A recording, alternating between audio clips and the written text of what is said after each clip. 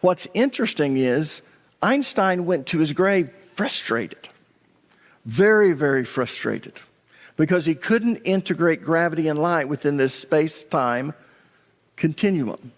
But in 1953, two men, Kaluza and Klein, were able to integrate light and gravity by adding another dimension to our space-time continuum.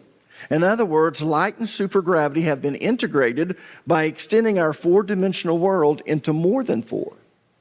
At this point, they didn't know how many more. But that's what we mean by hyperspace.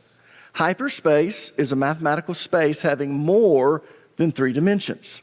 It's a term used to describe a multi-dimensional environment. In fact, I need to say that again because that's very important, because I'll use that term hyperspace. And again, if you grew up in my home as a child, you knew what hyperspace was. And you knew a lot more than you wanted to know. It's a term that's used to describe a multi-dimensional environment. In 1963, Chen Yang and Robert Mills went even further, and they integrated electromagnetic and nuclear forces, both weak and strong. And finally, in 1984, it was realized that our universe actually consists of superstrings, which involves 10-dimensional mathematics. In other words, our universe consists of at least 10 dimensions. M theory says 11. If you go further with superstring theory, 24 to 26, some say we don't know how many. So what in the world does this have to do with UFOs? Why did you have to know about this history of physics? Well, according to the top research scientists in the field of astrophysics, such as Hynek, Vallée, and Ross, these UFOs, or UAPs if you want to be technical, are not from some distant planet in some faraway galaxy, but they're from another dimension within our own universe. That's what the leading astrophysicists say. They're from a higher dimension. So they classify these sightings or encounters as extra-dimensional phenomena. But here's why they say this, all right? These objects, these UAPs, these UFOs, don't operate according to the laws of classical physics.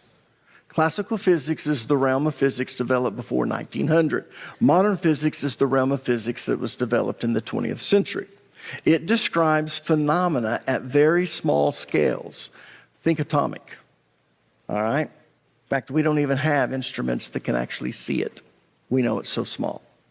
And the heart of modern physics is relativity and quantum physics. So it involves hyperspaces or higher dimensions. So as I said, these UFOs don't operate according to the laws of classical physics. Let me give you some examples. They can instantly appear and disappear. They're here, and then they vanish. One night you're outside and something just appears. And it does all of these acrobatic things in the sky. And then they just instantly disappear. And you want to know what that is. They can make a hard, or I should say a 90-degree turn at tremendous speeds. When I say tremendous speeds, you need to understand that they've been clocked, or they estimate they've been clocked, these UFOs, at 22,000 to 27,000 miles per hour. We've never been able to duplicate that. Did you know that? In fact, if you were listening to one of the Navy pilots at the congressional hearing, he was giving his example, and he pulled up to the side of the UFO, and he was right there, and he said, I was looking at it, and he said, then it instantly vanished, and it showed up 1 second later on my radar 60 miles away. 60 miles in 1 second. Going at this tremendous speed and to the right, 60 miles away. 21,500 miles per hour, if you do the calculation. If you do the calculation, I'm wrong. I just did it on a napkin. But anyways, I want to state this again because I don't think you're getting it. They can make a 90-degree turn at tremendous speeds. Now, people, how is that possible? Let me explain why I say that. If you get in your car after service and no one's around, this is a 25 mile per hour zone because of the school. But if no one's here, I know what you're going to do. You're going to do 60. And if you do 60 miles per hour, you're going to run into Jones Street. And Jones Street, you have to make a right or a left. So let's suppose that you decide you're going to make a right.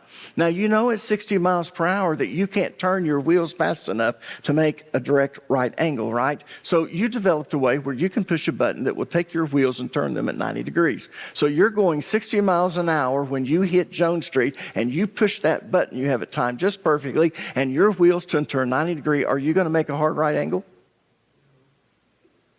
What's going to happen? You're going to roll.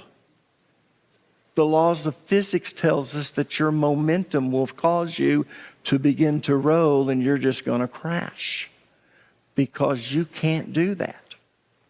So how in the world, and this has been documented, the 2% over and over again, how can they be going at these tremendous speeds and make literally a 90-degree turn?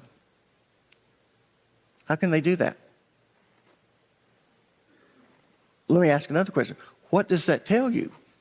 Come on, you smart people. They have no mass. They have no mass. That mass is what's causing your velocity, that's causing your momentum, that's going to cause you to roll. They can break the speed of sound without creating a sonic boom. Yeah. They seem to travel at tremendous speeds without suffering the effects of aerodynamic heating due to atmospheric friction. You see, the fastest that we've ever gone is with the space shuttle, 19,000 miles per hour.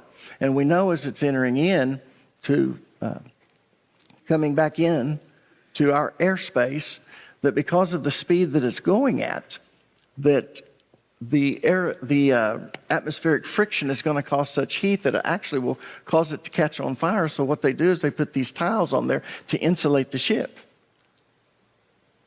But these UFOs are going at 22,000 to 27,000 miles per hour, and they're not experiencing this atmospheric pressure or friction. So how do they do that? Well, the only explanation for this is these UFOs are extra-dimensional objects. So again, what are UFOs?